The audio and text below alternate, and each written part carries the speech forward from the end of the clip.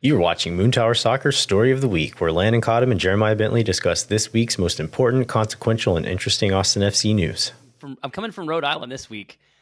I was from Florida last week, and then when Mike was doing the shows for 2 weeks, I was in Antigua. So I'm like taking a tour of the Atlantic Ocean in some way. And I gotta say, the Rhode Island beach is very different from the Florida or Caribbean beaches, for sure. But yeah, I'm happy to be here doing this from another Marriott, and the cell service, the internet service seems a lot better than it was the last time I did one, I think, from Denver. So I'm excited about that. And then also, I've had plenty of time to like watch the Olympics over the last few days, which is like a thing I think a lot of people get into every 4 years, and you find these like weird sports that you fall in love with. And for me, every year I fall in love with handball. Oh yeah. Like team handball is a great game. And I'm like, I'm going to get so into this game and I'm going to love it. And then I forget it the second the Olympics is over. And then 4 years later, I get super into it again. So I don't know if you have any experience like that with handball, or like, what have you been watching? No, handball. I remember the first time I watched handball many years ago, probably in college. And I don't even know if it was during the Olympics. I like lived at a friend's house who had this crazy like dish package with every channel imaginable, and I just watch weird sports sometimes. And so it might have been there, but I remember watching handball and turning it on and being absolutely perplexed by what I was watching, but really enjoying it. So yeah, watched some handball the other day, watched some fencing, which I don't actually enjoy the fencing, but I was really intrigued by the equipment. Do you know what about the equipment, Jeremiah? No. So the suits that they wear are attached to a cable. You'll see this cable like dangling behind them. And so that's attached to their suit and to their sword. And as the tip of the sword touches their opponent's suit, it closes a circuit. And that's how they can tell so accurately if a point was scored or not. It's like an electrical circuit that's being closed as the sword touches the suit. And I thought that was really fascinating. Oh, that's super fascinating. And then right before we came on, I was watching like a kayak slalom thing. I saw some of that too. Which seems crazy. Like it was the men's competition. Those guys are just like so athletic. It was mind blowing how you could, because they rapidly rushing downhill flow of water, and the fact that they can like turn around and go back upstream and stuff like that seems insane. I know you've probably heard people make the I guess joke or serious suggestion that they should let one normal person compete in every event just to show how hard it was. I think that one would be a hazard and would probably end in some casualties. Right. And Bob went down the river and he was never seen again. Upside down in a kayak for 35 seconds. Yeah, so it's always good to watch. I mean, I think everybody loves like swimming and track, but like I love the getting into the other like random sports too. So, but Austin FC had an amazing, I think.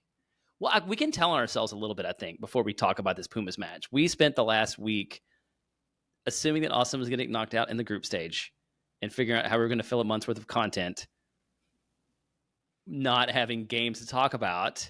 And golly, I think we were wrong, buddy. Yeah, it looks that way. Where should we start for the story of the week, Jeremiah? One of the things that really is of interest to me, and I don't know if it's just like kind of an anomaly, but like it was a good night for the veterans. I was going to say the old guys, but I feel like Driussi doesn't really fall into that group. So we get an Alex Ring opener with a Driussi assist. We get a Giassi Zardes goal, which is his fourth in the month of July. And then Ring returns the favor. Like we had a Driussi goal with a Ring assist. So it's just the people that have both Austin and the league have relied on. We're really like the sort of the bedrock of the club on Friday nights. That was really good to see.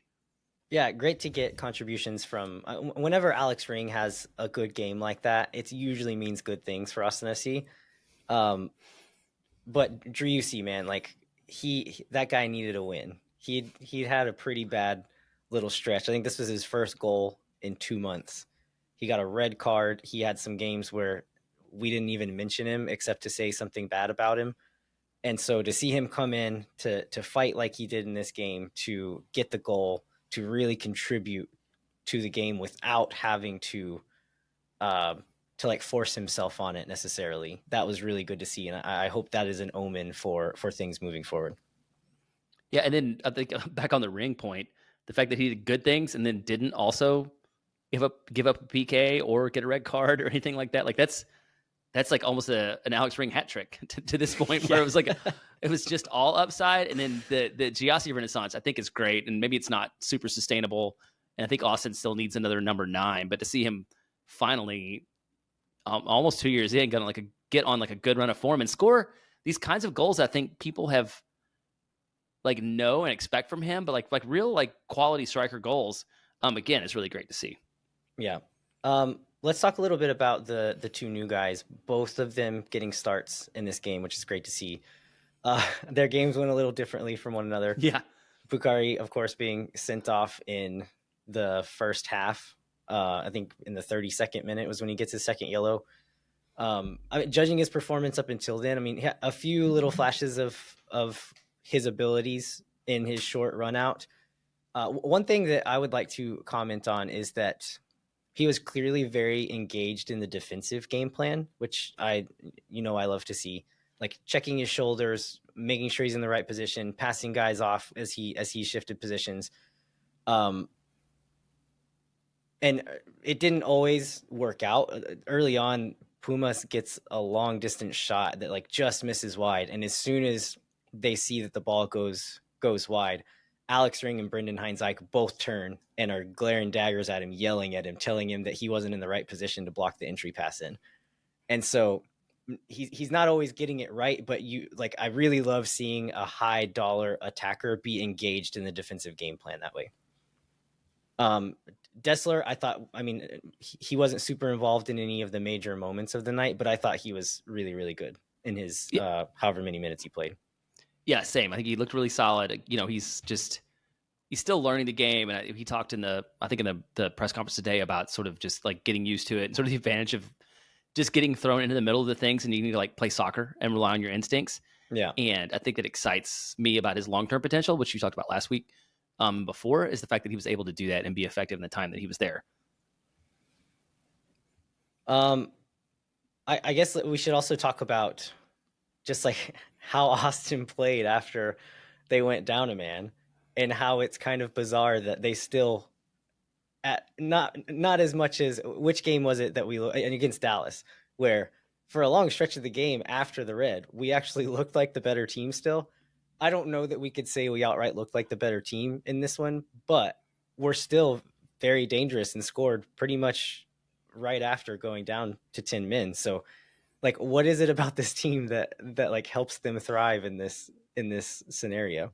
I don't know. I feel like this is a team that gets smarter when their backs against the wall, because they obviously, we'll get into the stats after the break, but like they absorbed a lot of shots. If you look at the heat maps around the field, like Austin is like very defensive and very central, but everybody, and I think you talked about Juicy having this match, and I think Danny Pereira deserves a ton of credit for this. Like when the opportunities to counter and be direct were there, they were just like, they took advantage of it, and they were bold and they were courageous in doing that. And they were also able to get back sometimes when those didn't work out. I think that was the difference, is just that they just seemed to play smarter and understand the moments when their opportunity was there, and seize the moment every time that they could. Yeah, absolutely. I want to give some credit to the coaching staff in this one. Like, I want to preface this because I know some of the responses I'm going to get is that, like, I want to normalize a little bit the like objective praise of a single game, and I think this is a healthy way to go about it. But like, Josh Wolf did a good job once the red card happened. I think he saw where the changes needed to happen while also planning ahead for when Dessler inevitably met his minute limit. And I think anyone should be able to say that, like, I think Josh Wolf shouldn't be the coach anymore, but also he had a good game tonight, and he did a good job managing the game after we went down a man. I would agree with that, and I cannot help myself from being entirely too online. And so I saw a lot of this, people assuming that one game should change everybody's opinion about anything. And so, yeah, it was definitely a good night all the way around. It was a good night for the staff. I don't know that it changes like my feelings overall, but yeah, good on Austin, Yeah, and good on and the I don't coaching think staff one for game having a great should. performance. Like Yeah. you said, I don't think one game should change your opinion. And I am of the perspective, and have always been of the perspective, that the quality of the players and their performances are always going to be the main driver of a team's success in the micro and macro. But I think Josh Wolf and his staff deserve some credit for this one. But the players, man, like they fought so hard in this game, and you see so often in these CONCACAF competitions where the MLS team comes in and looks a little bit naive. They underestimate the bizarreness of the officiating and of the tone of the game that the Mexican team set. And Austin FC never looked naive in this game. They absolutely stepped up to the challenge. They looked like the nastier of the team at times, and we'll get into some specific moments later on. But I loved seeing these guys fight like this in this game. It was great. And then also seeing Jean Kolmanich coming off the bench at the last whistle and hugging the other fullbacks, just like celebrating as if he had scored the winning goal. Like, to see guys who didn't play. There's video of Obrion in the south end as the final seconds are ticking down, like acting like a cheerleader, kind of just like going crazy over there, cheering his teammates on. And like, I love seeing that kind of unity and that kind of like collective effort by everyone involved, and then everyone celebrating in that afterwards. Yeah, and you didn't even touch on Brad Stuber's reaction to Steph Cleveland's save, which was insane. And I think back to your question, like, I don't know what.